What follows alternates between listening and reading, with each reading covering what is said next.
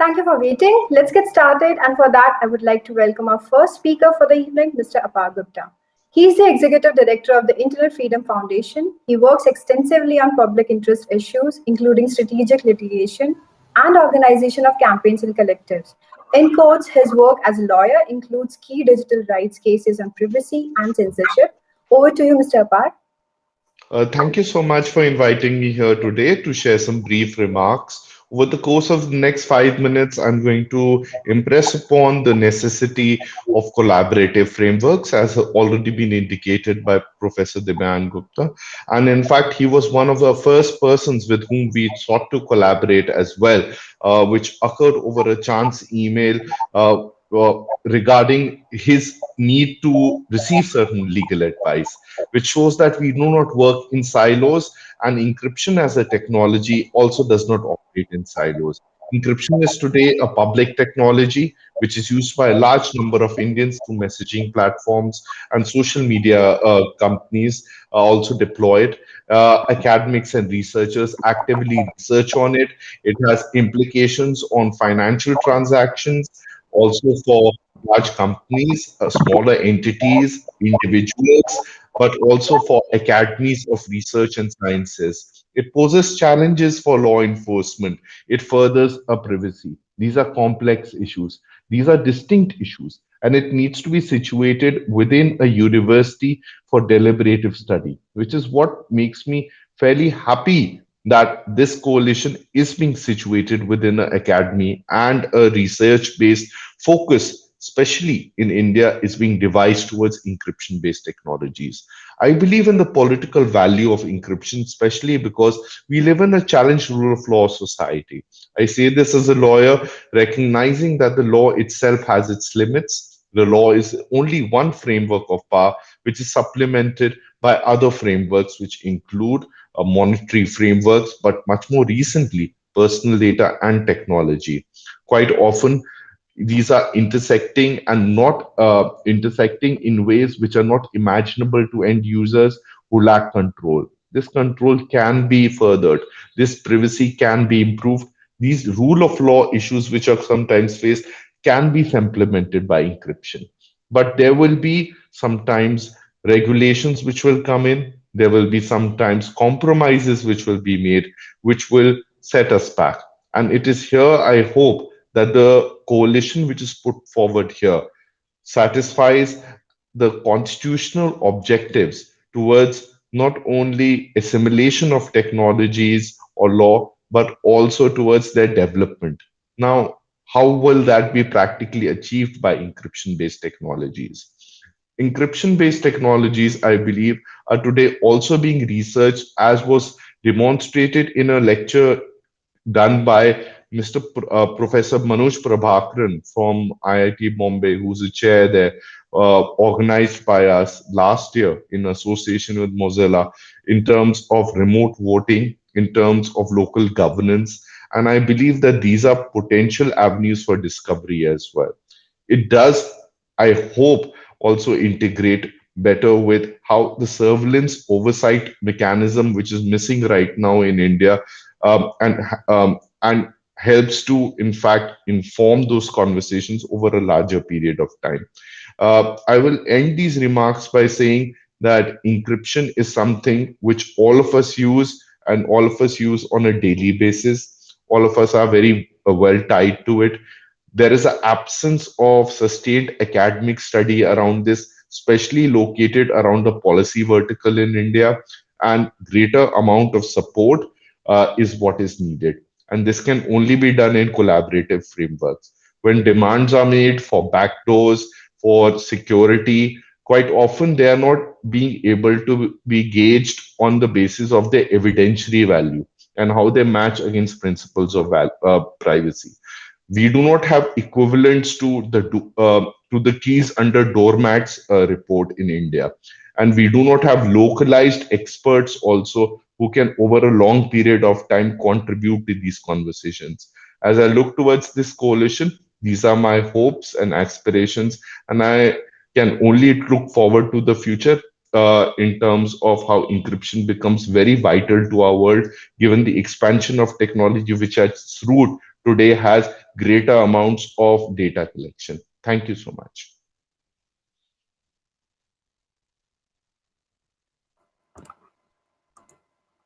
Thank you, Mr. Apar, for sharing your views on the importance of encryption in this digital era. That's the best statement I just made, that encryption is something which all of us should use on a daily basis. Thank you so much for your valuable insights. Next, we have Gushab Grover, Program Manager, the Center for Internet and Society. He's a senior researcher in the Freedom of Expression and Internet Governance team. His work focuses on online censorship and surveillance in India and advancing privacy and security in technical standard bodies, such as the Internet Engineering Task Force, IETF. I now invite Mr. Gushab to share his perspective. Over to you, Mr. Gushab. Hi, I hope my video and audio are fine. Thank you everyone at DSCI and Ashoka University for launching this great initiative and for having me. I think Apar, Professor Gupta just, quite well summarized the importance of this initiative. I think, so I hope it can focus on advancing strong encryption in India by highlighting its alignment with the protection of civil rights and the security of individuals, businesses, and the country. I want to spend a little bit of time on how the Indian state views regulation of encryption, which is unfortunately not as a clear matter as one would like it to be. If anything, some of the laws that we've seen in the past show a slight antipathy for strong encryption. So that means that includes telecom licenses in the past, which have put a restriction on key sizes. And some audience members may recall the tussle between BlackBerry and the Indian government over Research in Motion's use of encryption. In the Information Technology Act, we find a sliver of hope, which is Section 84A of the Act, which grants the government the authority to prescribe modes and methods of encryption for, quote, secure use of the medium. And many had anticipated that this would mean the government would actually prescribe minimum security mandates and key sizes for encryption and businesses. But we saw the opposite happening with the encryption policy in 2015, which was quickly rescinded after wide outrage. So, of course, this sort of mistrust of encryption is not limited to India. And since the crypto wars in the 1990s, we've seen many jurisdictions concerned with citizens' use of strong encryption for private communications. And of course, the consequent impediments it creates for information collection by law enforcement agencies. Unfortunately, states have often framed it as a simplistic national security versus privacy debate, which I'm glad that we're moving beyond. And of course, initiatives like this help us move beyond. But of course, this line of thinking is still apparent and insidious. So we do have to be on guard of it. And this is best evidenced by the joint letter penned by the US, UK, Australia, New Zealand, India, and Japan recently. And as Apar will very well know, because the Internet Freedom Foundation filed an RTI to this effect, ministries were sort of unable to answer who made the decision to sign up for such a position. And as surprising as this is in fact quite consistent with some of my colleagues' work, and specifically a 2018 paper that tracked the government's position on internet governance debates. And the answer is that it depends on who you ask in the government. And of course, the government is also not a monolithic body, and different ministries will have different interests. But the name here, we like sort of signifies the need for a holistic approach to encryption. Now, while we may have moved beyond the simplistic national security versus privacy debate, or one hopes so, there's the latest tussle between WhatsApp and India also shows some, it highlights some important trends, I think, that the initiative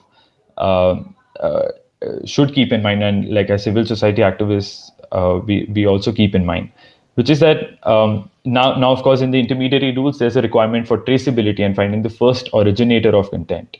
And the ministry has maintained that it does not want to compromise end-to-end encryption. If you read the rules, you will notice that they have made a conscious effort to signal this, that they do not want to break end-to-end encryption. But we do intuitively know that such proposals are inimical to at least what we expect as citizens and users from private conversation. So that does lead us to two important facets of such debates, which is that it is quite limiting to think of end-to-end encryption only in terms of our beloved security properties that and how it's traditionally defined, which is end-to-end confidentiality, integrity, and authenticity. So it is quite limiting to think of that way because it is not an adequate framework to articulate why we feel that as a threat to privacy. Similarly, it is quite limiting to think of end-to-end encryption only in terms of law as well, which is specifically in this one, the rules are not defining any specific mechanism for tracing the first originator, leaving like this decision to intermediaries and private companies. So I hope that sort of signifies how a holistic definition of even encryption and end-to-end encryption also relies on user expectations. And this has been apparent only very, very recently, I feel, with the privacy policy update to WhatsApp, for instance. WhatsApp did not discontinue its end-to-end encryption, but we as users still feel aggrieved about the privacy harms that arise out of greater metadata collection and sharing and use of that for commercial purposes. And businesses, especially big tech companies in the US, are not free from criticism. They have only enlarged the scope of data collection. And the revelations by Edward Snowden in 2013 were critical in showing the role of not just the governments, the US and the Five Eyes specifically in global surveillance, but also in how these private companies are often allies and or sometimes unwilling partners to overbroad state surveillance.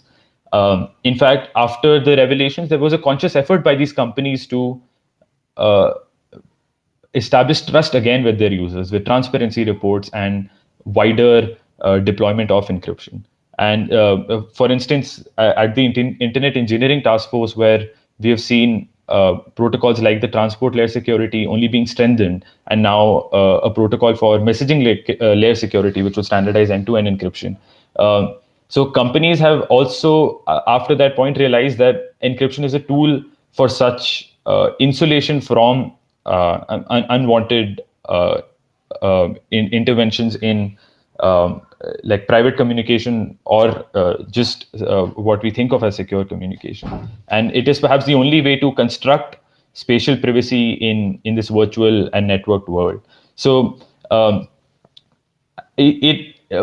encryption as a tool is allowing us to correct now power imbalances, not just between the government and citizens, but also between large companies and their users. So I hope we keep that larger mission in mind, and of course that all the legal definition, the technical definition of what we think as encryption are sometimes not adequate enough to articulate what we expect from private communication. So it's great to see a coming together of organizations in such a way that they are for Cypher, and I do hope that we've moved from this brief and tumultuous history of how the Indian state has approached encryption, and I hope Cypher can play an important role in solidifying a position that advocates for strong encryption, realizing its importance for civil rights and the security of businesses and the country.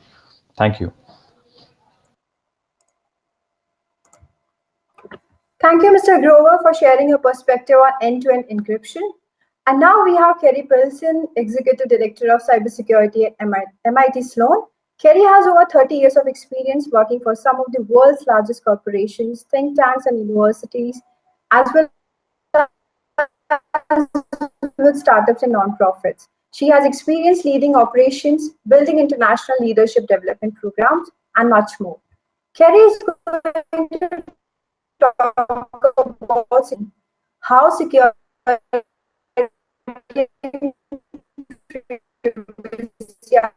everyone's business and what behavioral changes we can implement to improve things. Hello, I'm Dr. Kerry Pilson. I am the Executive Director of a research group at MIT at the Business School called CAMS, Cybersecurity at MIT Sloan. And we look at the organizational, managerial, and business issues around cybersecurity. Did you know that many companies experience cybersecurity events in the hundreds of thousands per day? The bad guys are knocking on the door all the time, and we have to have very robust systems to keep ourselves safe and our organization safe and secure.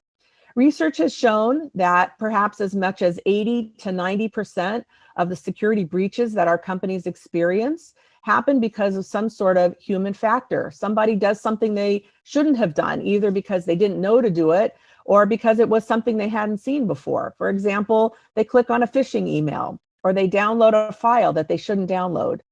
So at MIT, we asked the question, how can we create a culture of cybersecurity so that we can help our organizations be more secure?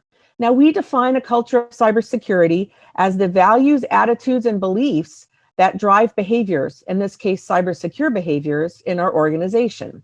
Now, this is really important because it means that cybersecurity is a business issue, not just a technology issue. All the technology in the world can be perfect in your organization, but the bad guys can still get in. And that means we want to make sure that everybody in our organization, from the CEO through the CIO and the CFO and the chief marketing officer, chief operations officer, all the way down to the person answering the telephones, is secure and knows what to do. Everybody has a role in trying to keep our organization secure. So at MIT, our research looks at how can we drive cybersecure behaviors in our organizations.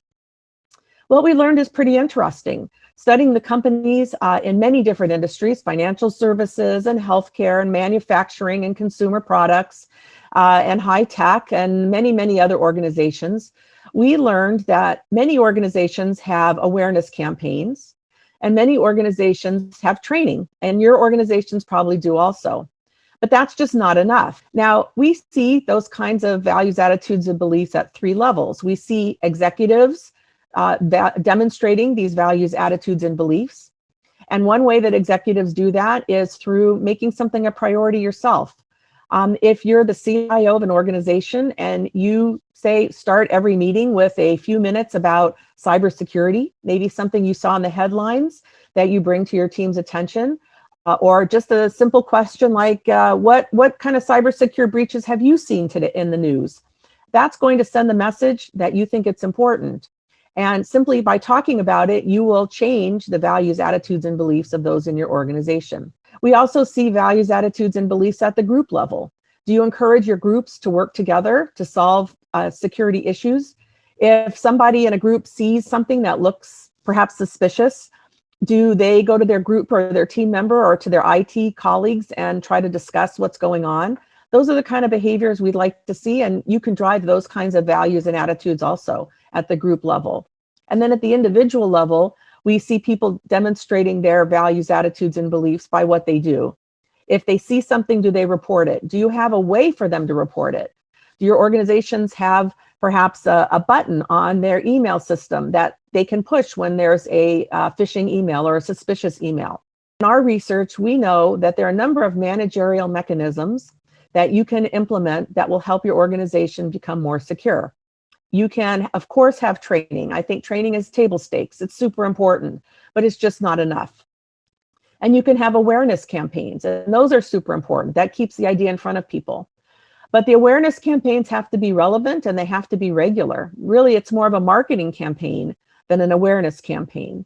And finally, we see the kind of managerial mechanisms that are useful coming up in traditional performance evaluation or rewards and punishment systems. If you reward people for cybersecure behaviors, you're going to be sending the message that it's important to you. So I hope you have a great conference. And now I'm really looking forward to hearing what the panelists.